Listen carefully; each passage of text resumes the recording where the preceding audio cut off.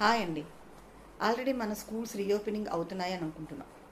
అయితే ఈ 1 వీక్‌లో మనకి స్కూల్ వాళ్ళ దగ్గర నుంచి కూడా ఒక కాల్ వస్తూ ఉంటుంది. ఏంటి బుక్స్ రెడీగా ఉన్నాయండి వచ్చి తీసుకోండి అని. ఆల్రెడీ బుక్స్ కొంతమంది హాలిడేస్ బిఫోరే తీసుకునే వాళ్ళు కూడా ఉంటారు. కాకపోతే ఏంటంటే మన కవర్స్ గట్రా వెయ్యం. కాబట్టి ఇప్పుడు ఈ 10 రోజుల్లో మీరు ఇంకొక చేయవలసిన ముఖ్యమైన విషయం ఏమనంటే పిల్లల చేత కవరింగ్ చేయించండి.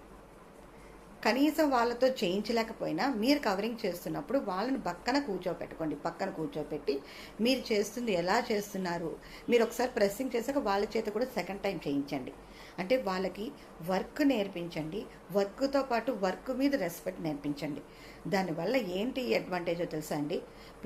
చాలామంది పిల్లలు మన బుక్స్ కొనిస్తే విత్ ఇన్ 1 or 2 monthsలోనే చింపేస్తూ ఉంటారు, కవర్స్ పీకేస్తూ ఉంటారు.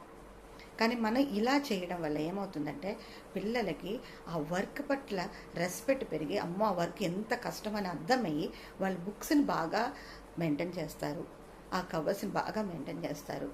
వాళ్ళు వేసేటప్పుడు ఒకవేళ మీరు అనుకోవచ్చు మా పిల్లలు వేస్తుంటే ఆ కవర్స్ వేస్ట్ అయిపోయింది. వేస్ట్ అవ్వండి, కవరే కదా వేస్ట్ అవుతుంది. అదే బుక్ చిరిగిపోతే మనం ఎంత 200-300 రూపీస్ పెట్టి మళ్ళీ కొనవలసి వస్తుంది. దానికన్నా ఒక 20 రూపీస్ కవర్ పోవడం వల్ల మనకేం నష్టం ఉండదు కదండి. అందుకే పిల్లలకి నేర్పించండి, వాళ్ళ చేత కవరింగ్ చేయించండి బుక్స్కి. అలాగే లేబులింగ్ చేయించండి, దాని మీద నీట్గా వాళ్ళ చేతే వాళ్ళ నేమ్ నీట్గా రాయించండి.